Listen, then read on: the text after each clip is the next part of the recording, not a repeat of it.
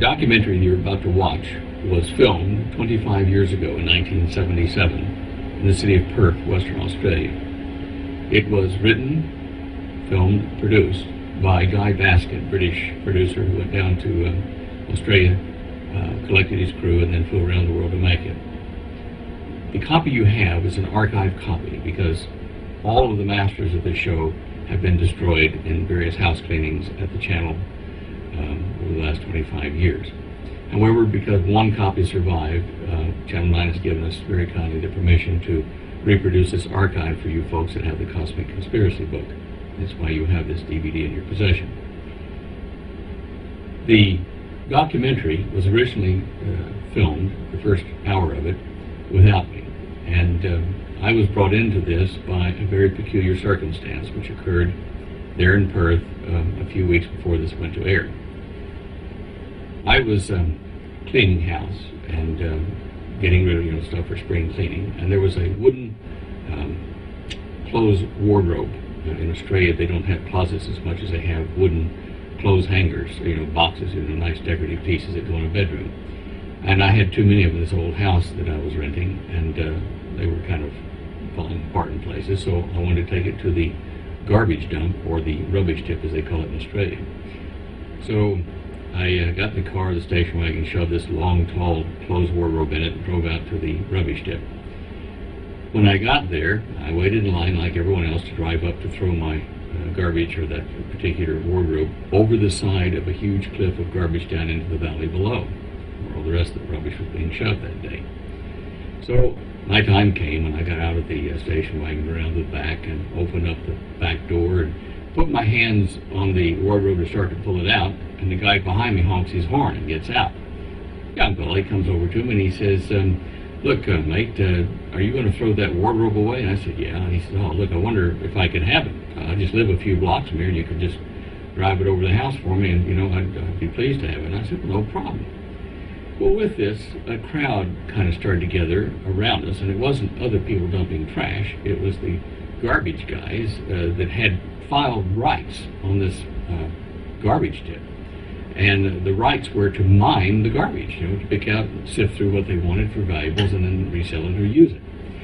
So they came across and said, oh, look, mate, to the guy that was trying to get the wardrobe from me, you can't have this because it's now in the tip, in the rubbish dump, and it is ours. And so he turns to him and says, oh, no, it hasn't actually been taken out of the car yet. It's in his car, so he can take it over and give it to me at my house. Well, with this, these garbage men, or miners of the garbage, whatever you want to call them, big fellas, started to kind of bristle up and walk over, a bunch of them like they were going to have a little bit of fisticuffs with us. And one of the guys got like a D9 dozer and started to move toward this guy's car behind me. He was going to push his car over the edge. And he says, we're going to push the car over the edge, mate, if you don't back off and let us have this wardrobe. So with this, the guy that was asking me for the wardrobe reaches in his pocket, pulls out his wallet, and he's an off-duty policeman. He says, right, the first one that makes a move, I'm going to arrest you. Well, that kind of put a quiet on the whole argument. The policeman got in his car, he told me, follow me, and so I followed the guy. By this time, there'd been a crowd of people throwing the rubbish away, watching all this, and a couple of the guys behind the policeman's car said, oh, look, you mind if we come with you? So anyway, a little gaggle of us went over to the policeman's house and installed the wardrobe in his bedroom, and had a cup of tea and coffee there with him, and talked about, life, death, universe, and what I was doing in Australia, and various things like that. And then I went home. Well, a couple of days passed, and a man who's now a good friend of mine, but I didn't know at the time, came driving up to the front door of my house, and he knocked, and I let him in, and he says, oh, look, my name is Hugh Kitson. I'm a film editor for Channel 9. I said, oh, yeah, I remember you at the policeman's house the other day. And he said, yeah. He said, I listened to a few things you were talking about, and I get the impression you know a bit about this UFO stuff. And I said, well, a bit. And he said, well, we're doing a documentary. We're going to keep it very quiet, but we'd like for you to come in and appear in it. So I said, all right, and went down to the station, and they did a test interview, and thought, right, okay, there's more to this, so we'll film it over at Hugh's house.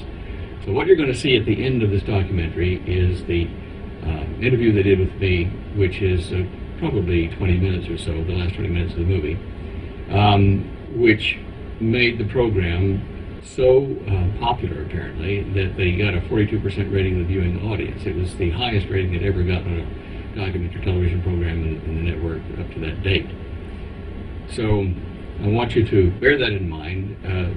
What you see here was what we were telling people at the time, publicly, 25 years ago. You see Steven Spielberg in there, and his opinion basically still hasn't changed on the UFO alien abduction thing. I think you'll find that very interesting. And we have a number of other interviews with folks that you won't ever get another chance to see because they're now dead, like Dr. Alan Hynek and Betty Hill, who was abducted with her husband Barney. So sit back, enjoy the show, and look for DVD number 2, which we're in the process of making now. Bye-bye.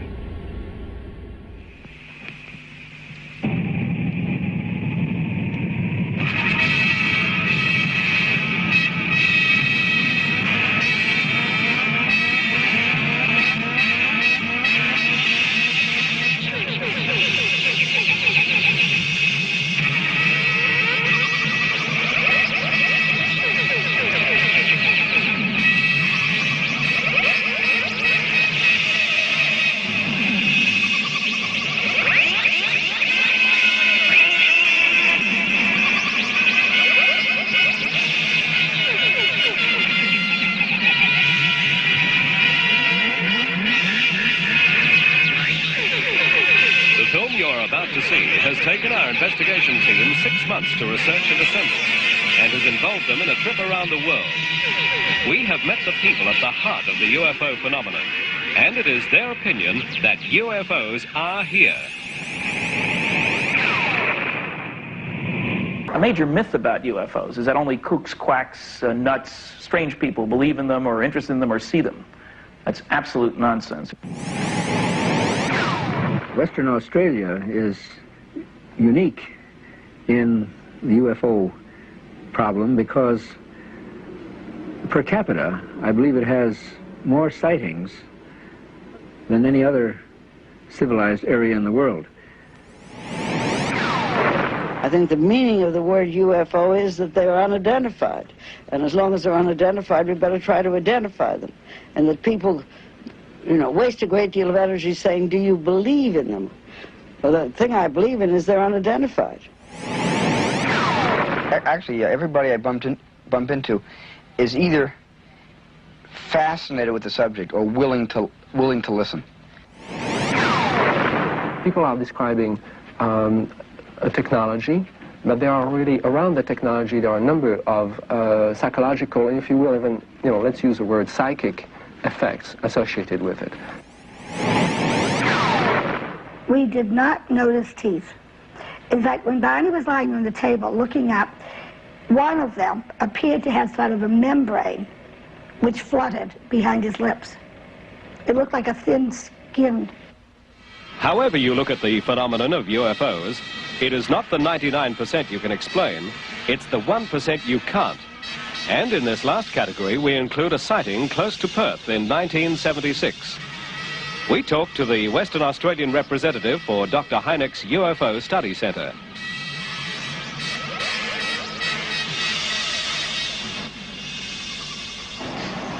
Moonrise, 3:25 a.m., 1 mile north of Wanneroo, going towards Yanchep in Western Australia. Jeff Bell, what are we doing here?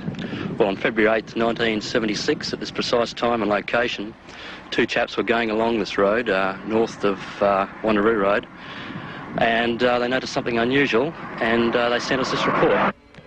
Early on the morning of Sunday, February 8, 1976, while on our way fishing at Yanchep, we saw this red light low in the sky, approximately a mile north of Burns Beach turnoff in Wanneroo Road. We talked about this thing, whether it was a plane or something else, and on approaching I could see it wasn't moving. We were catching up to it. Getting level with this object, I couldn't see the red light on the back, so I asked my mate to stop, and I opened the passenger side door and watched this thing, and my mate moved over and watched with me. While we were looking, it was about 150 feet up and about 90 degrees from the car, and I noticed it had pink lights coming from windows, what looked like the front. And underneath it, it had this big, shiny, silvery light, which looked like it was, you know, spinning around. While watching this thing for 4 minutes, it took off very, very slowly in a southwest direction, about 400 to 500 meters, and stopped and hovered again. We watched it for about another minute, and then we packed them and took off. Do you think that looks like a Hollywood movie? Or is what they are saying so unbelievable? Star Wars, the film that is likely to make more money than any other in history, is only letting us get out of the observer's seat and into the pilot's. That, after all, is where we'd all like to be.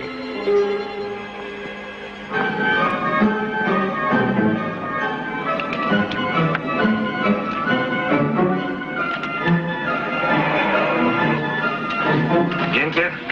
Okay, stay sharp.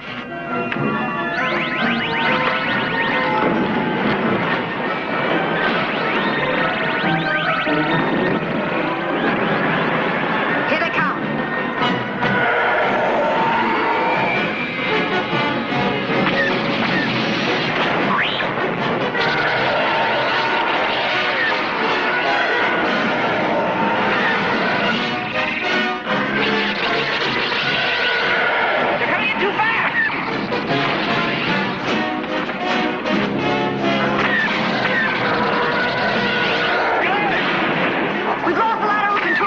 Don't worry. You'll hold together. Hey, baby, hold together.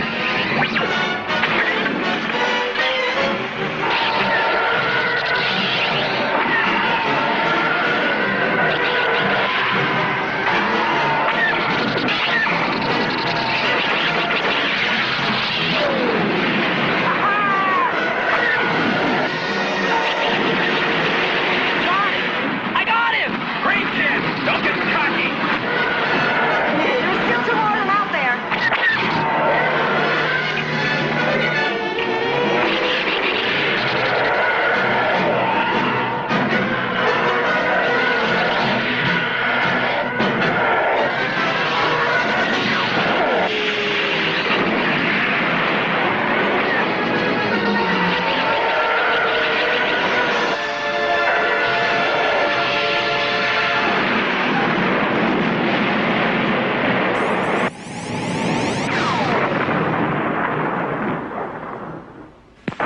None of man's fantasies of evil can compare with the reality of Jaws.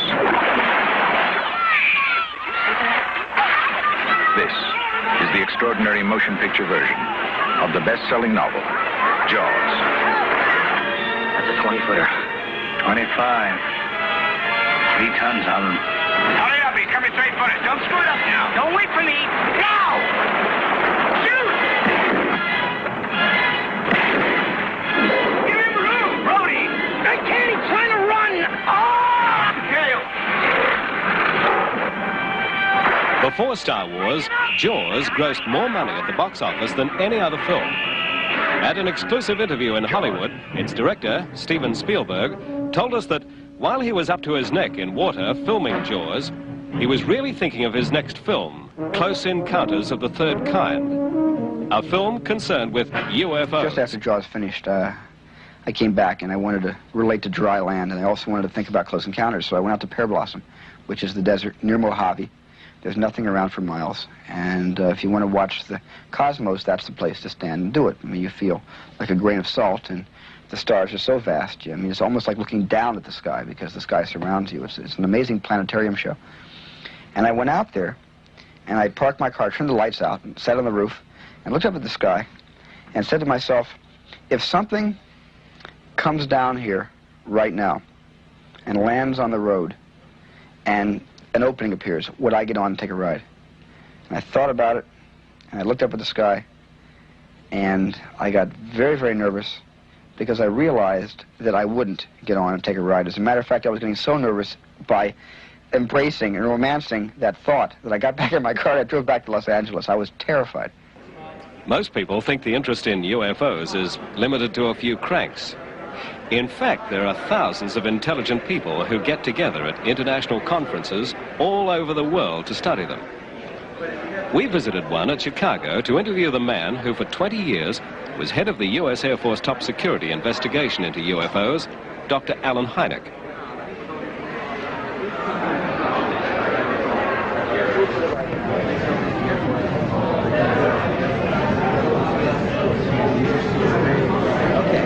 It's particularly heartening to me to see the rise of interest among scientists, and particularly astronomers, in the UFO problem. So it's often been said that, well, why don't astronomers see UFOs? As a matter of fact, they do.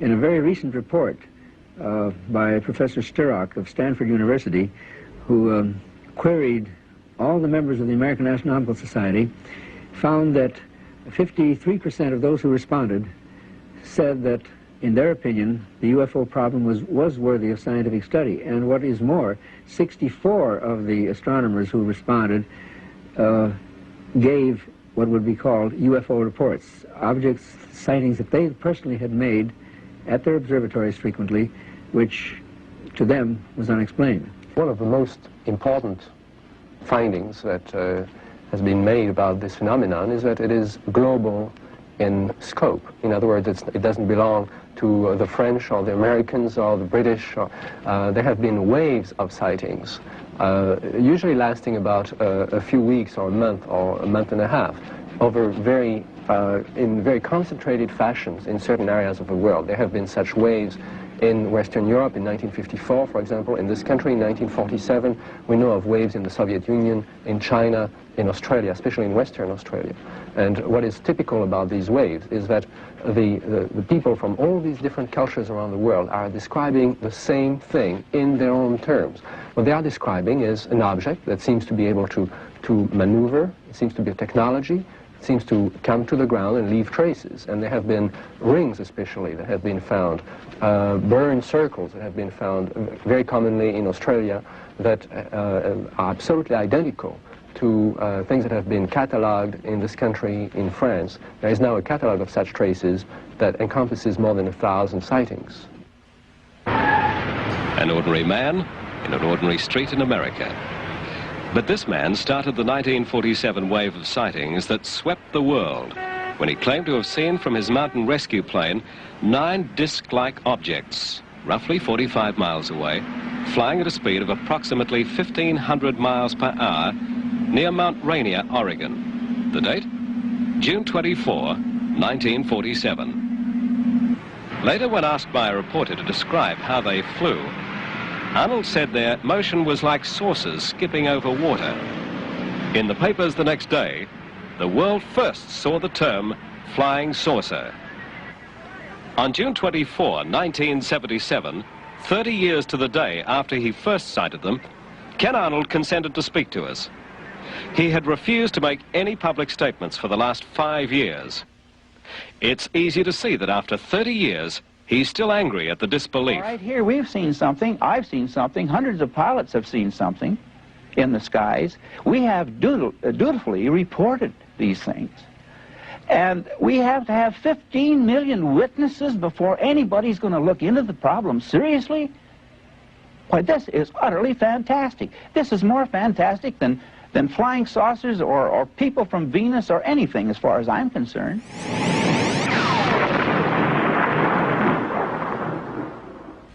Arnold's sighting amazed many people, but none more than publisher Ray Palmer. Kenneth Arnold fits into it.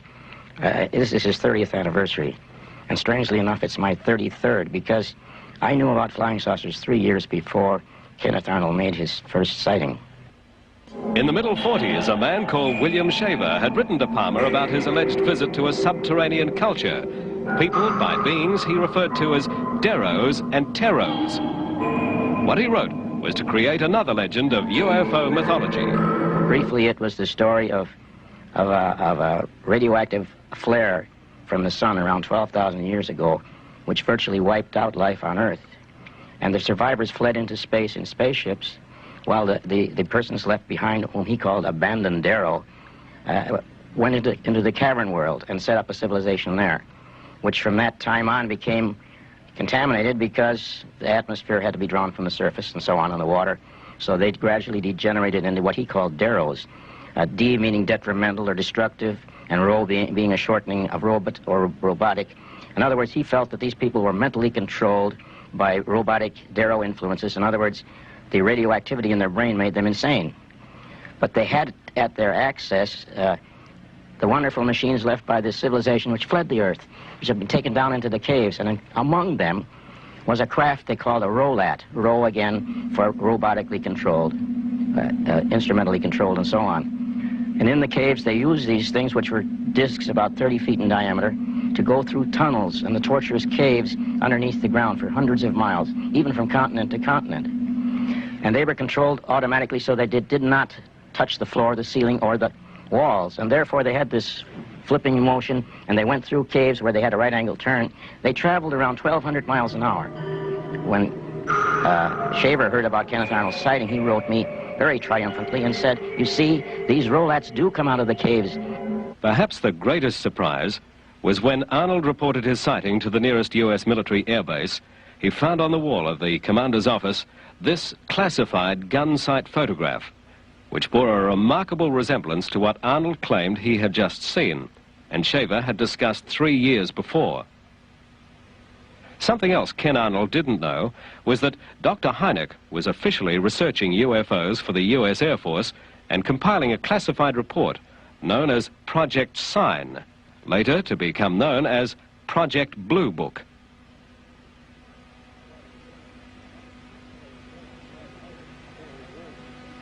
Well, it was as an astronomer that I first became associated with the UFO problem. In 1948, the Air Force asked me, as an astronomer, to assist them in seeing how many of the reports on flying saucers that were coming in at that time could be explained astronomically. And one thing led to another, and I became scientific consultant to the Air Force and remained so for some 20 years.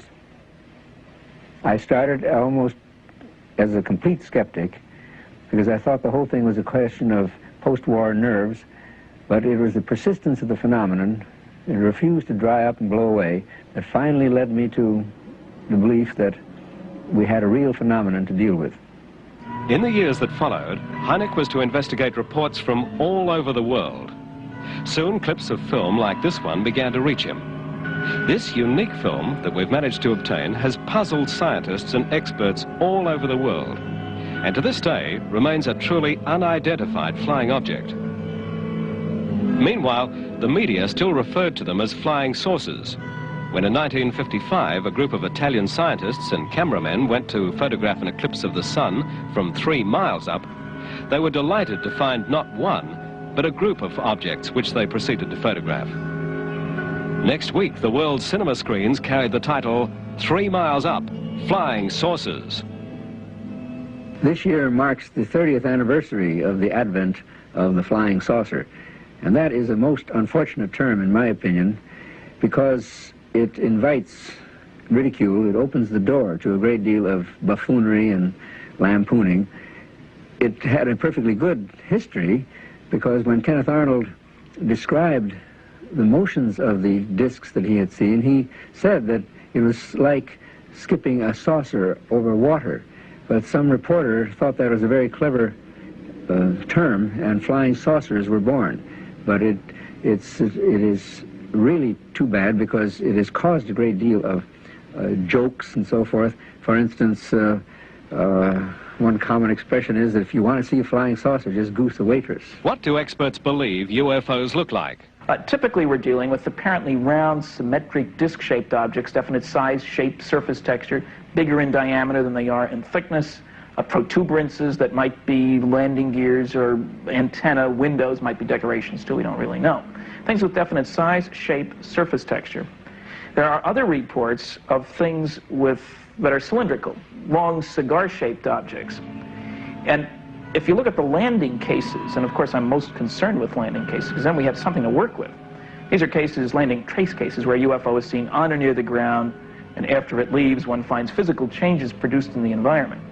If you look at those cases, and one researcher has collected more than 1,000 such cases from 55 countries, and they're similar, whether you're dealing with sightings in Australia, New Zealand, you got the same landing traces as in the United States, as in South Africa, as in Canada, England, France, all over the world. There aren't any laws of physics that stand in the way of flying saucers, either getting here from other star systems or performing here once they're here.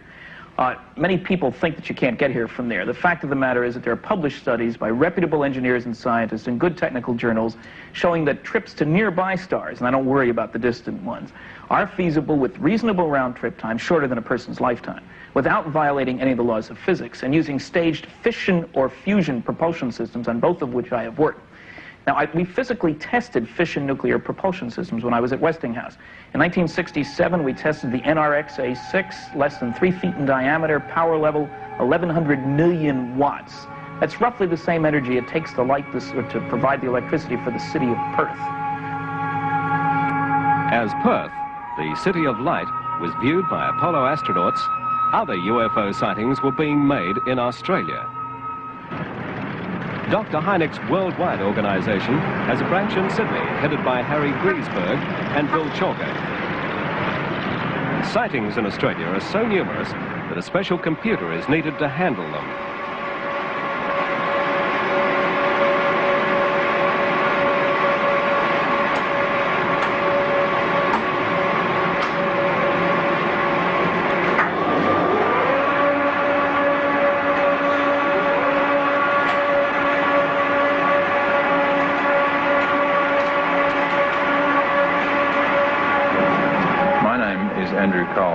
I work with computers.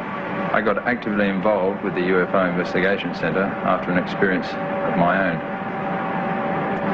We started out with a very small machine which we were able to recover from scrap and make it do what we wanted to do with it. But since then the files have grown and we now have several thousand files which we can look at and reference whenever we need. And this requires a much larger machine.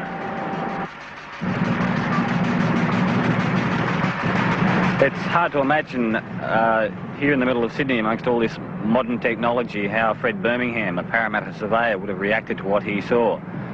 He described seeing a strange aerial object shaped like an arc, moving in a zigzag manner and apparently landing in nearby Parramatta Park. What followed was a description of meeting a being he called a spirit, and an invitation to visit and walk on board this ark. It paralleled many stories that are similar to it right around the world. And you read about these stories in newspapers all the time. But this story, in fact, is what constitutes the first recorded close encounter in Australia, the date 1868. As an industrial chemist, I specialise in the study of what we term close encounters of the third kind. In this type of UFO sighting, an unidentified aerial object interacts with the physical environment, thereby leaving a permanent physical record of its presence. What is the RAAF's official view of this? We visited them to find out.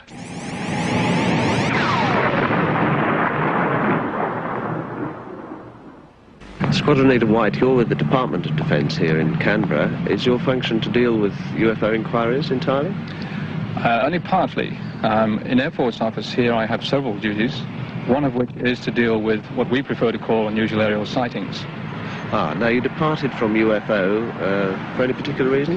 Yes, we think there's a fairly good reason to call them UFOs. The unidentified part of that statement is assuming immediately that we don't know what it is that people are seeing. Also objects, what people see are not necessarily objects. They can be weather factors, marsh gas, lightning, that sort of thing. The main problem that we see is the term UFO immediately conjures up in people's minds flying saucers, little green men. Yeah. So unusual aerial sightings we prefer. Are there unusual aerial sightings that cannot be explained? Oh, most definitely, yes. Yeah. Is there a sort of percentile there somewhere that... I'd say about 90% we can explain, 10% on average we can't, for various reasons. They may be put in too late, insufficient information, some are hoaxes, but definitely some we cannot explain. Yeah. Well, what's the... It's a fairly unusual thing, and we appreciate it very much that we can talk to you, because it's, I think, fairly rare that you give interviews at all. Correct. Thank you. What's the official policy that I think we should establish? Yes, I think so. In the early 1950s, about the mid-1950s, the government of Australia, along with the governments of America and the United Kingdom, thought there might be some threat to national security with the sightings of all these peculiar happenings. So they asked the RAAF to investigate all the reports and come up with the facts. And after about 10 or 12 years, we could not produce any information that suggested there were any interlopers from outer space. The 10% or so unexplained, we couldn't explain, but on the other hand, they didn't suggest any interlopers. The one thing, of course, that the UFO societies say to me is that they believe that the RAAF is passing information to the USAF and other countries. Is that true? Not exactly. We don't have any direct liaison with the USAF or the RAF, but certainly we get inquiries from overseas, from the UFO societies, from people, and we will answer them. If they want information on our sightings, then we'll send it to them. It is possible that some of these reports will filter their way back to the USAF, but we have no direct liaison. That was the military air arm point of view.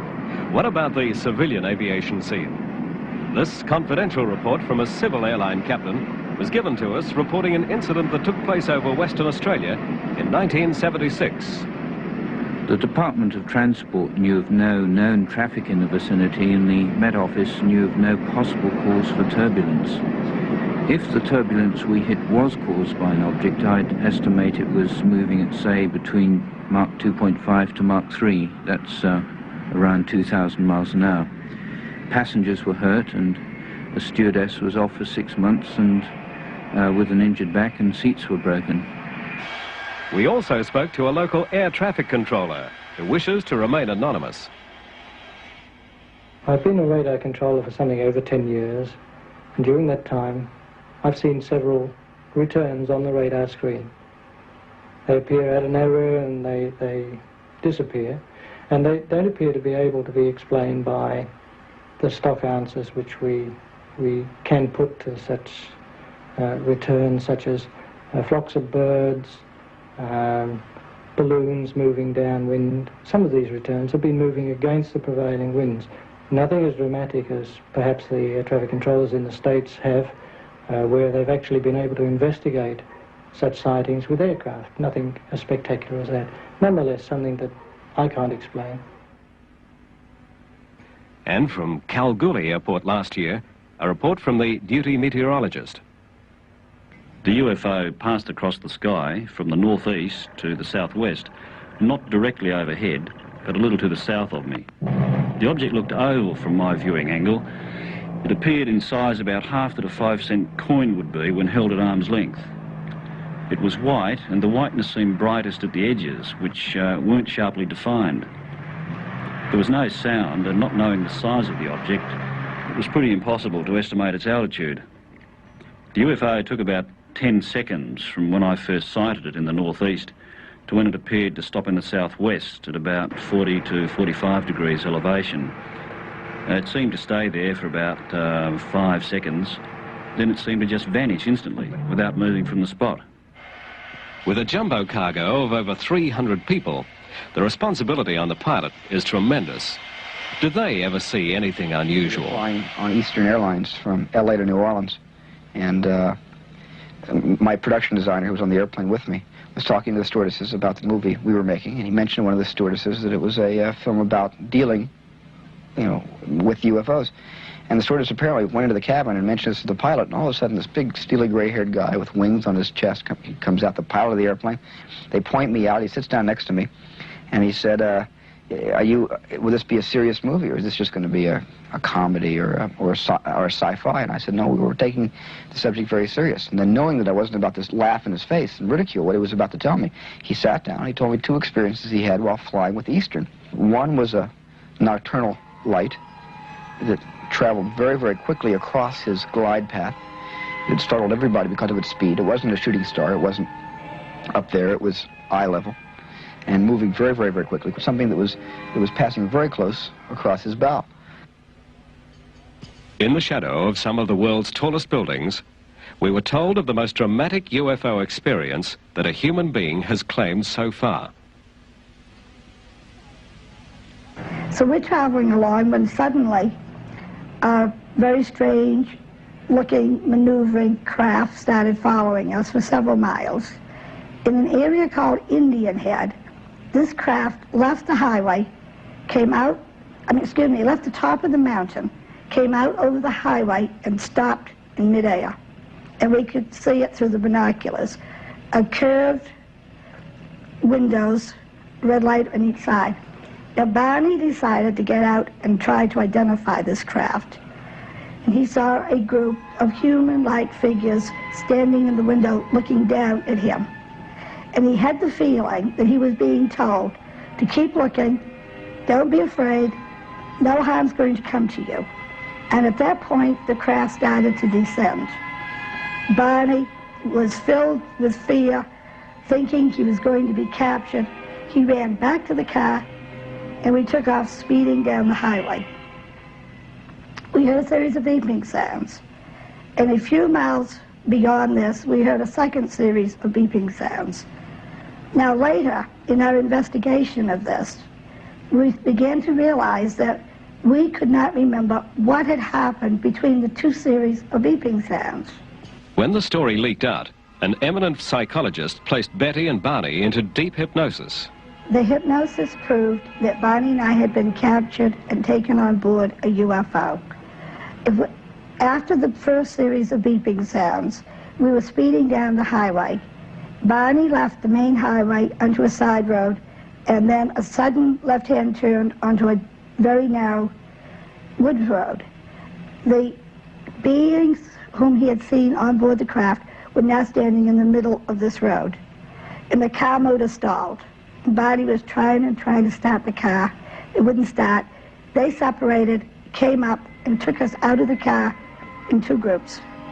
They took us to a path in the woods to where the craft was on the ground, took us on board, took us into separate rooms, gave us physical examinations. And during this examination, we learned they had put a cup-like instrument on Barney's abdomen. Now, later, when we returned home, Barney developed a pattern of warts in a perfect circle. And we never knew until the hypnosis that that was the spot where this cup-like instrument was put onto him. Well, you're one of the few people to have met aliens. What do they look like? They all had very, very large eyes, very small nose, thin slit for a mouth, no hair, no eyebrows, eyelashes, and no this part of the ear that we could see. We did not notice teeth. In fact, when Barney was lying on the table looking up, one of them appeared to have sort of a membrane which fluttered behind his lips. It looked like a thin skin.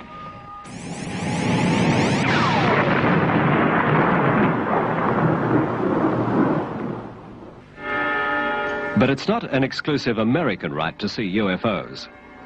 One of the most credible witnesses we interviewed was an Australian minister, the Reverend William Gill, posted before the time of his sighting to the Anglican mission in Boinai, Papua New Guinea. One night at 7:45, as he stood with 38 other people at the edge of the mission playing field, every one of them saw the same thing.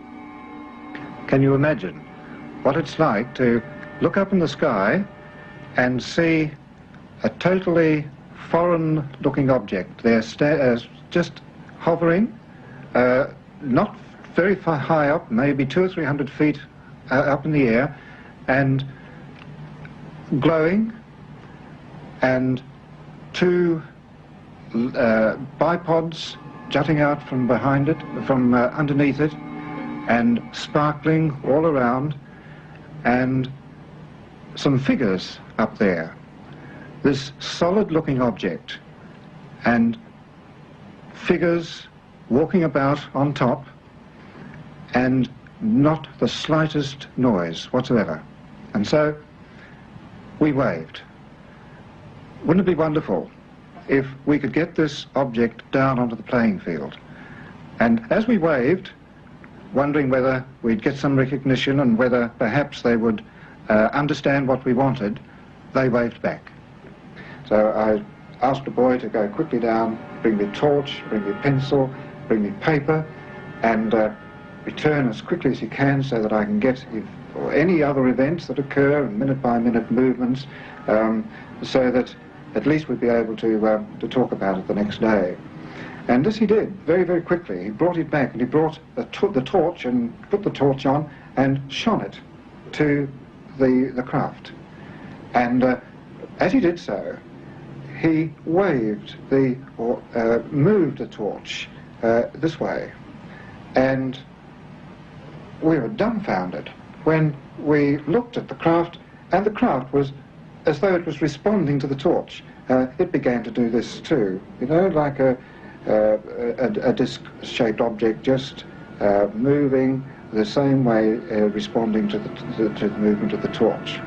Next day, just prior to the evening service, about 7 o'clock, the thing was there again. It had arrived about an hour earlier, and we all decided to have the normal evensong that we do have on those nights, because, well, the thing was out there outside the church anyway, and we felt it wouldn't go away during the service, and it didn't. When we came out, there it was, still up in the sky.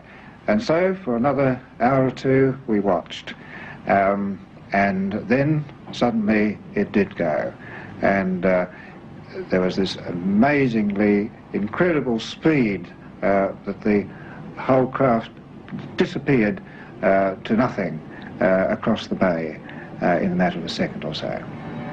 From New Guinea to China, from China to Peru, native customs and beliefs reflect the history of such visits from gods of the sky. The sky spirits of Australian Aboriginal myth are these Wandjina from the Kimberley. How similar they are to our own astronauts. The UFO phenomenon didn't really start in 1947. We have many sightings from during the war, before the war, in the 19th century, and going back as far as we have records. And in that regard, I've been especially fascinated by the possible parallel between UFO sightings and folklore.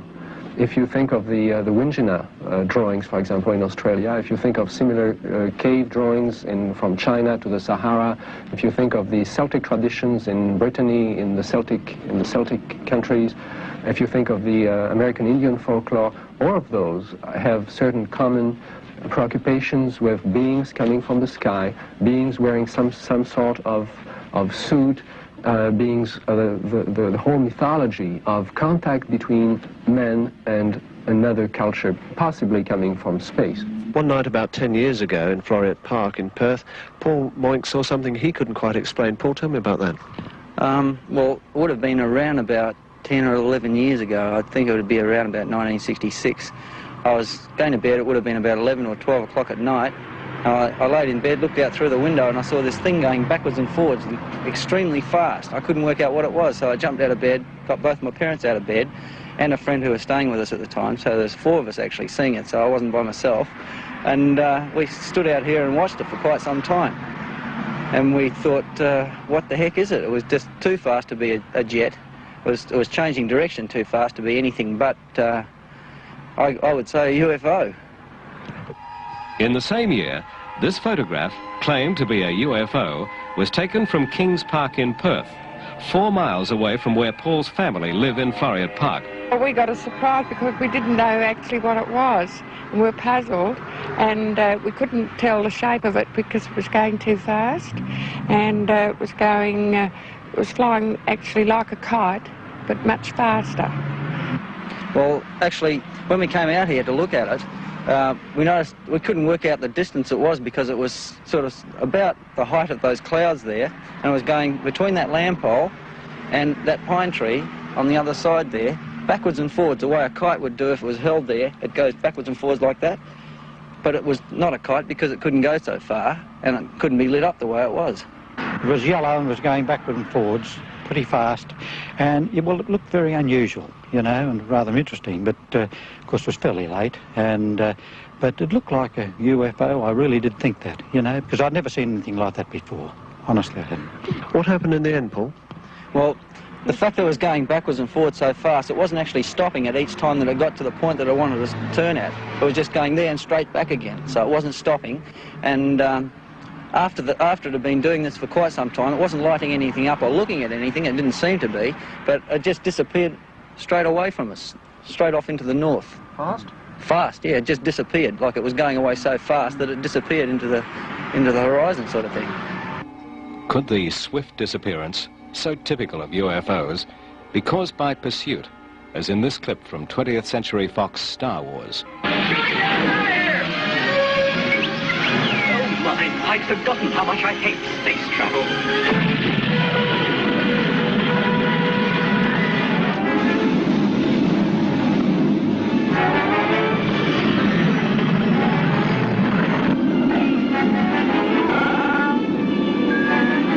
Imperial cruiser. Our passengers must be hotter than I thought. Try and hold them off. Angle of the deflector shield while I make the calculations for the jump to light speed.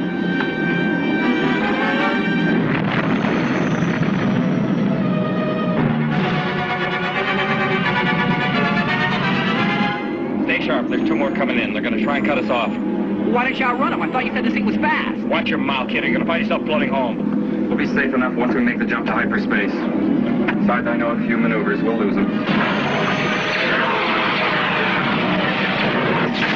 Here's where the fun begins. How long before you can make the jump to light speed? Take a few moments to get the coordinates from the navigator computer. Are you kidding? The rate they're gaining? Traveling through hyperspace ain't like dust and crops, boy. Without precise calculations, we'd fly right through a star or miles too close to a supernova and then it'd end your trip real quick, wouldn't it? What's that flashing? We're losing the deflector shield. Don't trap yourselves in. I'm going to make the jump to light speed.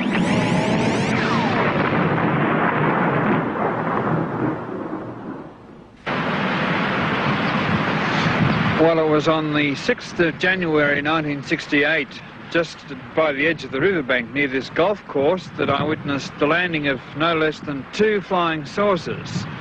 A negative craft and a good guys craft. There are both good guys and bad guys. And the whole thing started off when the State Electricity Commission built a 66,000 volt power station next door to my home. And these attracted the flying saucers, which came and had a look at it while it was in its construction stages, and when it was switched on especially, they came around in droves, measuring the magnetic fields around it. In those days, in 1968, we had Essendon Airport in Melbourne. Tullamarine hadn't been built, and aircraft took off like flocks of birds all over the place.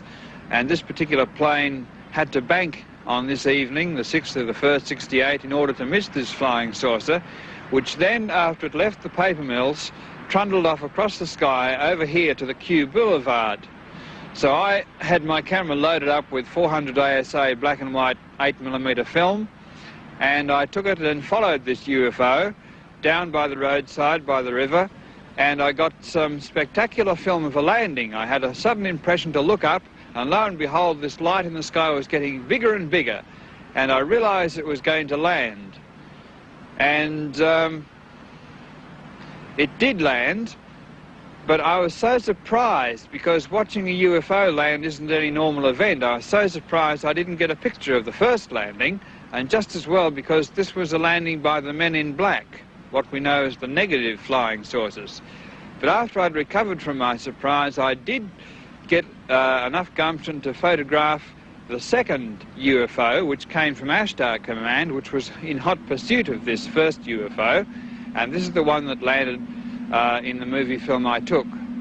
Now, 10 years later, this is the spot where the flying saucer landed, and I revisited the location, and this is an approximate angle of what I shot on my movie film 10 years later on today. This picture was taken the morning after the landing. It left a burnt circle 60 feet big in the grass. This second picture was taken 7 years later of the same burnt circle, and as you see, nothing has grown on the spot.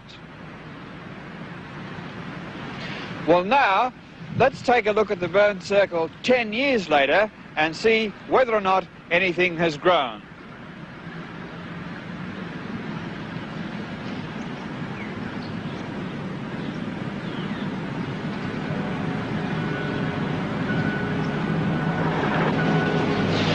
Yes, well, this is the burnt circle. A lot of flying saucer landings leave burnt circles, and nothing has grown on this one since the original landing on that particular night. And over the years we've come back to the boulevard and checked this area and found no growth on the burnt circle. Along with Shaver, Colin Cameron claims to have had contact with the subterranean Deros and Teros here in Australia. This belief should not be dismissed too lightly. Ray Palmer came out with some astonishing details about Shaver's experience. I think Mr. Shaver, well, he originally claimed that he spent 8 years in these caves with these Dero and Tero people, T being integrative. And I discovered later, much to my embarrassment, that he had spent these 8 years in the Ypsilanti State Hospital for the Insane in Michigan. I contacted the doctors, and they said he was catatonic. He lived in a world, they even had to feed him, in this imaginary world of his. Except for one thing, when Kenneth Arnold saw the flying saucers, I put together 2 and 2, and I said, is the man catatonic, or is there something else going on? But I got 50,000 letters. We ordinarily get 50 or 60 a month, from people who said, Mr. Shaver is telling the truth. And not only that, I have been in the caves too, and I hear the voices. I've been hearing these voices now for about the next 7 years onwards, every night. And until I started taking some infrared film, which I'd read in a book by, can't think of his name now, but Trevor James. And he had, at the suggestion of Ashtar Space Command, taken infrared photography and got these invisible flying saucers. So I thought, well, as these entities were invisible now bothering me, I'd try some infrared film too. And that's where I got these pictures of these entities. And after those nights, what was happening to me was I was starting to hear these voices, just like Shaver was, saying I was going to die, saying they were going to get me, saying they wanted to stop me researching into flying saucers, and generally trying to terrify me. But I was never scared throughout the whole thing. This is what's kept me going. Brilliant brains, including Nobel Prize winners around the world, are still puzzling not are there UFOs, but what are UFOs? We talked to Klaus Nobel himself. It's something that man cannot comprehend. I think it's very likely that there are unexplained phenomena, and I certainly have many times hoped that they would come and visit us now and tell us here on Earth that we are in the process of doing things that are not really in our best interest, because right now it seems like we are self-destructive, and I would like to have them to come visit us.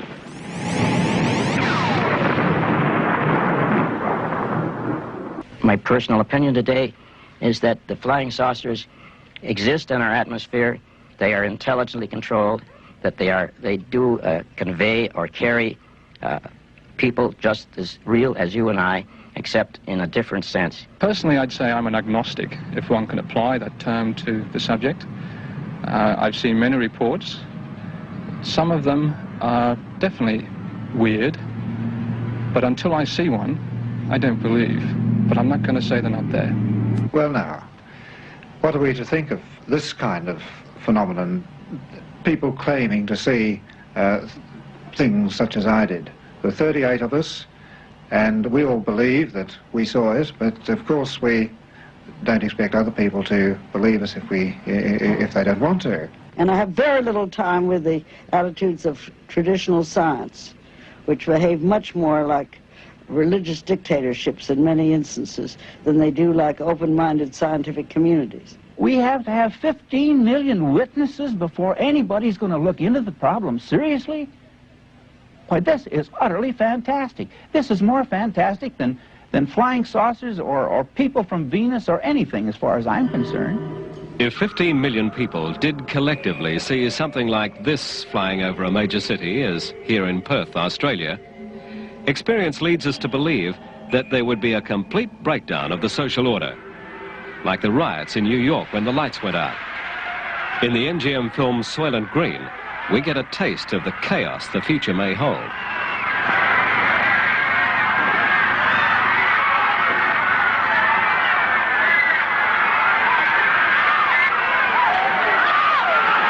I wouldn't put it past this government that a cosmic Watergate has been underway for the last, 25 years.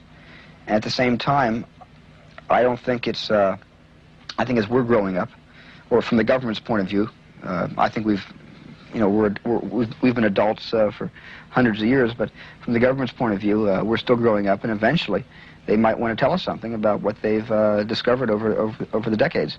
There is a rumor that was in U.S. News and World Report a number of months ago that Jimmy Carter might make some unsettling disclosures about the UFO phenomena sometime in December. It's perfect timing. I opened my movie in December, so it's perfect timing. There is a shyness and a reluctance on the part of many witnesses, and understandably so, against reporting, because too many have been ridiculed and life has been made somewhat miserable for them. But at the Center for UFO Studies, both in the States and in Australia, it is our standard practice never to use a person's name without their specific permission. So if any of our viewers have what they feel is a valid UFO experience and have not reported it, by all means, I would say it is your scientific duty to report this, and with the assurance that your names will not be used without your permission. A graduate nuclear physicist in America felt it his duty to report a sighting he shared with 12 other people. Perhaps he will prove, in the light of future events, to be the most credible witness of all. This rare official document was signed by the then governor of the state of Georgia, now the President of the United States, Jimmy Carter. As we were about to finish this documentary, another intriguing explanation of UFOs was given to us by an ex-FBI informer now living in Perth. A research physicist, what he has to say is what he believes to be the truth. It is so staggering, we felt we should extend this program so that he could be heard.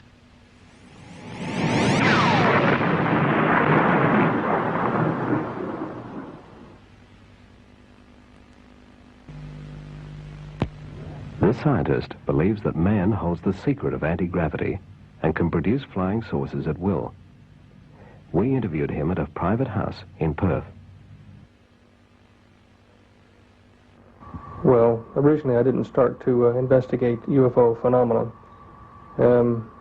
I suppose I started studying the physics that led me to this point, 62 to 64, at the United States Air Force Academy as a cadet, in a special government program.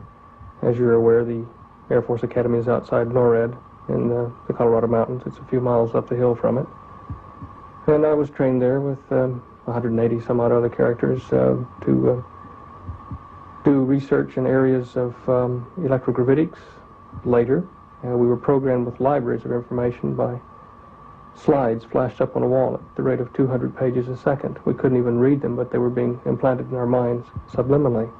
It was a very classified project, and for the most part of it, while we were being programmed, we weren't aware of what was going on. I mean, we had normal classes in physics and calculus and this sort of things, but this stuff was being programmed in so that we had to assimilate it or bring it to our conscious mind over the months and years that followed in dreams and kind of daydream periods during the day when we were awake. But I left the academy in '64. I had a top secret security clearance with the government, and then eventually that lapsed to secret. And I did a bit of time in the reserves, Air Force Reserves, with the Strategic Air Command outside of Fort Worth. And then I proceeded to do private research in this electrogravitics, thinking that I had cracked the secret of anti-gravity all by myself, and jumping up and down in my father's labs and mines in Dallas. And one day I was approached by the government and a kind of an emissary from Dr. Edward Teller's office, Dr. James R. Maxfield. Well, he told me what I'd been doing in my lab and the details of stuff I haven't even written down or told anybody. He knew, and he had other people like myself sponsored in this kind of research around the country, and that was the first time that I knew that the U.S. government was actively involved, had been, and was still actively involved in the control of gravity with electricity. And who did this man represent? Well, his job, as his job qualification is he's the director of the James R. Maxfield Radiation Research Clinic in Dallas, Texas. The same Maxfield that invented the irradiated thread treatment for cancer of various organs. If you look at his little dossier that's in the Who's Who, you find that he was on the President's National Security Advisory Board, which is really a rather important log in the U.S. intelligence system. Kissinger would have been on the same rank. You find that he was closely affiliated with Dr. Edward Teller, who was the kind of dubbed the father of the hydrogen bomb project in the United States, but he told me that Dr. Teller was the head of anti-gravity research there, had been, I don't know whether he still is, and that he'd worked on a similar project with him. In fact, the letter that you and I viewed earlier from my files from Dr. Maxfield to this government and to Sir John Williams did mention that fact, if you recall. So what happened to you then? Well, they suggested that I finish my research in Australia. I wasn't enthralled with the idea, but Dr. Maxfield told me that I would be paid to come down and that I was to call the Australian consulate in San Francisco and ask for Bob Gray and tell him that in these words that I was a member of Maxfield's party. At the same time that I was being approached by Dr. Maxfield's party to come down here and finish my research, I'd been approached already by the FBI and was working for them as an informant. That doesn't mean that you're a trained agent. It just means that you're somewhere in industry where they need someone. They don't have time to get them in there. Informing on what? Well, the particular thing I was to inform on was the comings and goings of various people from the White House to my group of companies in Dallas, and also their connection to Israel and the Middle East political situation. And I did my job rather well, just reporting who came and went and various amounts of money and things that I did know that transferred. There were about 700 or 800 of us in the United States that were employed by the FBI in this manner. I didn't take money, I took information in exchange. But at any rate, they came and told me, the FBI did, that I'd been compromised by a break-in in one of their agencies in Louisiana or someplace like that, and that I was going to get shot, and which they'd explained to me at the beginning, the risks involved, but I thought they were joking until I went back to the office, the computer division there in Dallas, and was sacked, given 30 minutes to clean out my desk and leave, and by an old friend of mine. And so he accused me of being the head of a big spy ring and all kinds of stuff. And so I left. And in fact, I didn't have my last meeting with the FBI, and I didn't have my last meeting with Dr. Maxfield. I just bundled a few things and the family into a plane and headed for Australia. I did make it, and I was quite glad to, and kept a very low profile for 7 months. But I continued to do my research, and I wrote Dr. Maxfield a letter, and that was perhaps my mistake. I said, look, I've done it. I've figured out the wave equation that we were looking for. And again, in my ignorance, I didn't realize how much work had already been done and gone before me. I was just kind of on the periphery or the edge of this whole development. That's a device to be able to make things like flying saucers fly, is it? Yes. Also, it's a device to store energy in the form of motion, like of a small star or a big atom. It's called, this is a long word, an MHD plasma, magnetohydrodynamic plasma, like ball lightning. And it contains itself. But it's a way to turn all sorts of electricity into a high-voltage battery. Now, this would have been an immediate solution for the Middle East oil blockade at that time.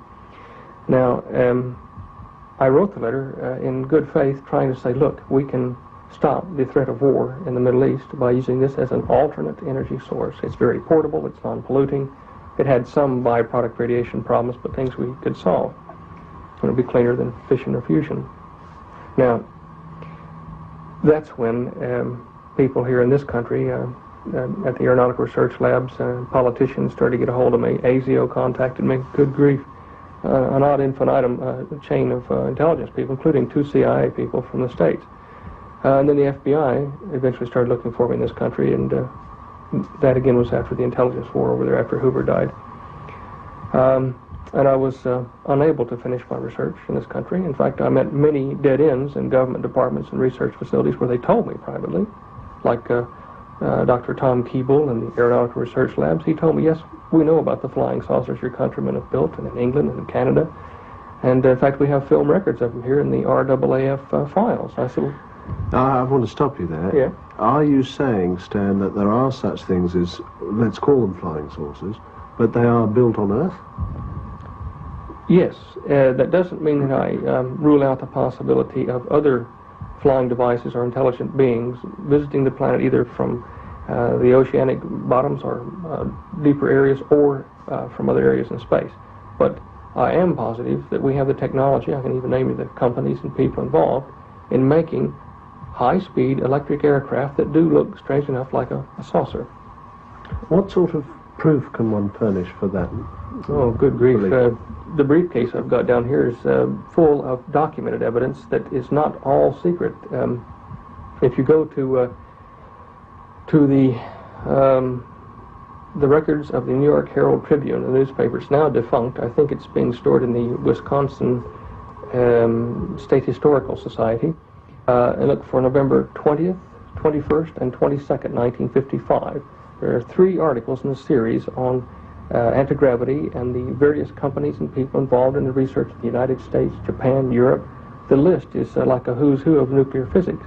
It was written by Ansel E. Talbert, the science and aviation editor for the New York Herald Tribune at that time. You can look there. You can look in the electrical engineering index for that period between 55 and 58. That's a long time ago. Yes. 57, about March, the security curtain went down.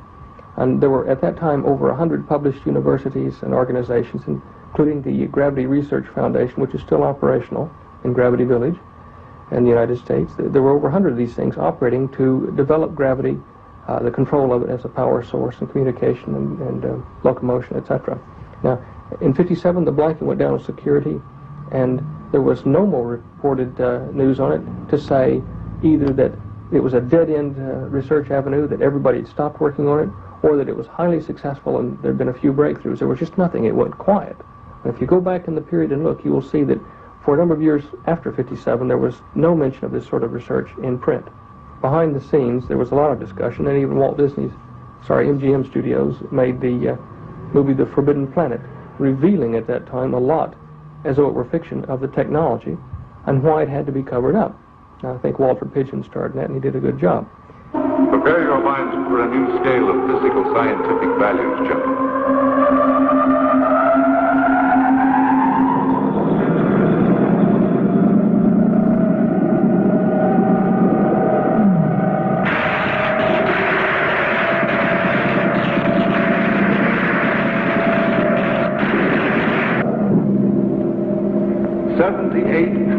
Levels.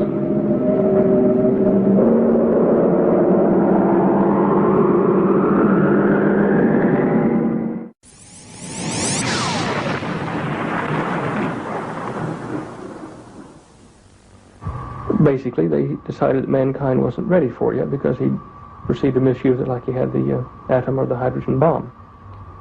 Now, recent evidence is very hard to get. However, in this country, a little leak occurred over here with William H. Martin in the Nation Review. May of 1973 or 4, I believe. I can't remember now. He published an article on Pine Gap and how Nixon had intended to use it in 1975 to solve the energy crisis by announcing a new method of electromagnetic propulsion, which would be based from the Pine Gap facility. So now, from my knowledge of the technology, what small knowledge I do have from my little viewpoint, Pine Gap has all of the inherent descriptions necessary for a high voltage, low frequency power broadcast station to broadcast electricity to various receivers like cars and submarines and aircraft that are tuned to that power station. It's just a more efficient version of the Exmouth facility here at the Northwest Cape. So it's right here on our doorstep, is it? Oh, yes. The big question you have to ask yourself, Guy, is why would such a thing be kept secret? I mean, people at the levels that are covering it up, I know some of them personally, and they aren't, in my opinion, villains. They're very sincere humanists. They are trying to solve planet Earth, trying to bring unity their way. You speak of them as though they were collective rather than singular, is that right? Yes. Dr. Keeble, as I mentioned before, in Melbourne at the Aeronautical Research Lab, tried to explain to me about they. He mentioned we as though it was they. an organization, a group of scientists, academics, industrialists. He couldn't be exact. Now, he never put a name to it, but I said, well, do you mean like a club? And he said, yes, but no. We are aware of these problems, and we're trying to solve them in the best way we know how. Granted, there are things that should be kept from the public eye until we do have some sort of a unity in the world economy. But I think the manner in which it's been gone about is most unfortunate. I would not have taken the same tack myself. The power politics involved in keeping the secrets that we now have across the planet have allowed, well, in my opinion, groups that aren't capable of handling control of the planet to take power. So what basically you're saying, and correct me if I'm wrong, is that we've got a situation where you maintain various countries have perhaps a top-level intelligentsia who are in possession of a common set of facts which transpose country boundaries now, and it's a worldwide sort of thing. In Russia, involved in this would be the Russian physicist who's been in the news recently with the civil rights movements, Dr. Andrei Sakharov. Also in his country, an ex-KGB agent, some 25 years, but a physicist, and a former hydrogen bomb project development engineer, physicist, is Dr. Bruno Pontecorvo, working on gravitic engines in Siberia. As I told you, in the States, it was Dr. Teller and affiliates there. I don't know all of their names, but these people have all been working together as scientists who go above governments. And look, they're sincere. I can't blame them for doing this. It's just that they have lost control of what they tried to set up. Has that association got a name? I don't think so. When I worked with the FBI, there was a political and financial institution that I was ordered to investigate with many other agents, and it was called the Illuminati, which is a general term meaning the enlightened or the wise ones. The investigation of this led me to the Council on Foreign Relations and to the Club of Rome, which are linked by joint directorships under Carol Wilson. This is, again, another tale, but you put yourself in the scientist's position in the mid-50s. What you see is that you've got a technology that, if announced to the public, would cause mass reactions in the economy, in social moves, in cultural reactions that could probably bring about the demise of the whole human civilization. A simple example would be this.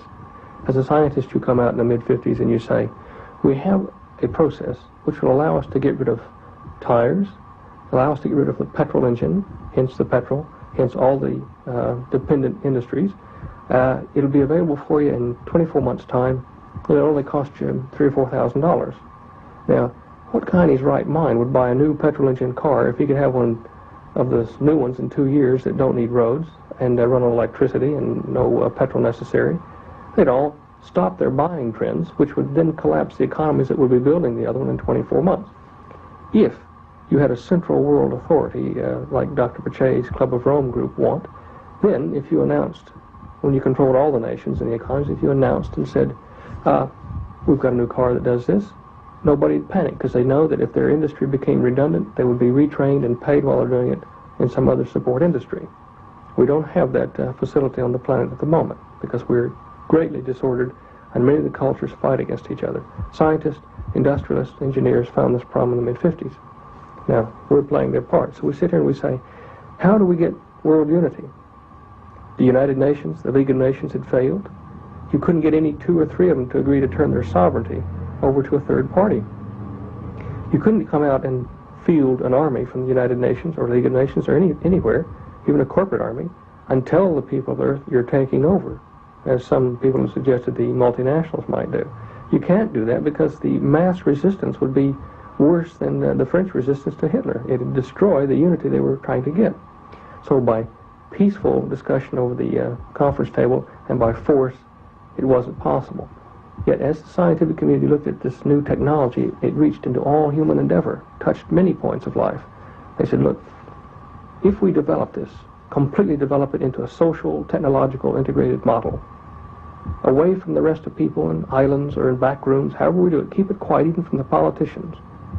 At some point later, after 1956, 57, 58, some point later we'll have it ready to announce to the world as a global system. Then all we've got to do is figure out how to convince them to give it a try in unity. Right, well this was 20 years ago. Are we now saying that this is approaching the time? I think we are, and it's not like some prophecy or something. It's just looking at events in the media. For the first 10 years of that 20-year period you're talking about, people that saw UFOs or flying saucers were nuts. They were played that way in the media. It was a bad thing to even talk about it. Now, toward the end of this 20-year period, if you see one, you're a great guy in the neighborhood. Everybody wants to talk to you. Everybody wants to know you. Pilots, physicists, all kinds of people are coming forward now. Presidents, dictators. Yes, I've seen a UFO. Now, to me, the shift in the public conditioning medium is to get people ready for the announcement of the new technology. Now, scientists aren't going to come out, industrialists aren't going to come out and say, okay, here it is, children, here you go. The new model for planet Earth using this technology must be independent of any established government or order. It can't be Russian or capitalist or dictatorial. It's got to be independent. And the only way you can do it is an external culture, whether it be called from the ocean bottom, whether it's from the Bermuda Triangle, or whether it's from outer space. They have got to see it in this way so that for a short time the masses will overlook their cultural differences to unite, to form this one world order. Then, after 7 or 8 years, if you can hold the ruse that long, you explain to them, this is how we brought peace. I still maintain I don't think that it'll work, because at the top these organizations are fighting. I'd like to ask you a direct question. You work in the field of anti-gravitics. Could you make what we call a flying saucer? Oh yes, with adequate funds and time, sure. I'd still be doing it for the research organizations if I hadn't differed in philosophy. That's where I got in trouble, because I stood up and said, why are you doing this? And it wasn't for me to know. UFOs, if they don't exist, or these electric flying saucers, if they don't exist in our current technology, I'll give it to the world. I'll be a hero, but I'll tell you right now, I don't need to do that. It's already done. This does not mean that in the past, before 47, 49, whenever the first flying saucers were supposedly sighted on this planet, does not mean that the time before that was to be explained by Earth technology. It wasn't. Even back in the Bible, in Moses' encounter with God in the flaming bush, and don't walk on this ground with your shoes on, take one off. It sounded like he was in a field at any rate. Ezekiel's flaming chariot. You go back thousands of years and you find we had encounters with things that could only be explained in their own words as being from the heavens. In the last 2,000 years after the birth of Christ, we find that these encounter cases were, many of them, more bizarre, where they didn't have the same good side to them. People suffered headaches, some cases disappearance, livestock were cut apart and the blood drained out of them. You see it quite frequently now. It seems as though the more recent contact cases from these extraterrestrial origins have been malevolent or bad, whereas the Old Testament versions were benevolent or good. We do have the technology now to give UFOs, or the electric flying saucers, to the world. It is when I say we, it's a joint scientific effort from many of the countries of the world: Russia, United States, England, Canada. Now, it is just the manner in which to announce it. What we have here is the tip of the iceberg with the anti-gravity device, the flying saucer we've been discussing. There are many other things that the technology offers. New medicine, which allows limbs to be regrown through electric field processes and plasma research, bioplasma, the tissue restructuring. We have devices which can transmit power around the entire planet without wires, so that you can tune to electricity stations like you would tune to a radio station, but it would run your house or your caravan or wherever you are in the bush or the water or the air. We have theory now, but I don't think any practical devices that would allow us to go faster than the speed of light and traverse many light years of distance in a very, very short time, using the same technique that we used to break the sound barrier, where we warp the shock wave. Perhaps this is where Star Trek developed their terminology, warp factor 1 and warp factor 2.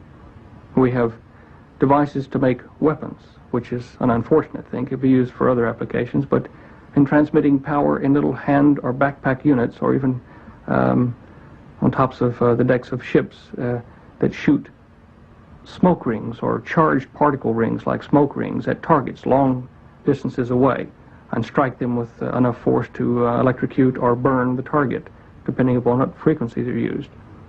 There are numerous things. There is even a way to use this process to control mines at a distance of 10 to 15 miles from a central transmitter, where people aren't even aware of it during their sleep, somewhat like post-hypnotic suggestion. This, in the wrong hands, is not a good tool.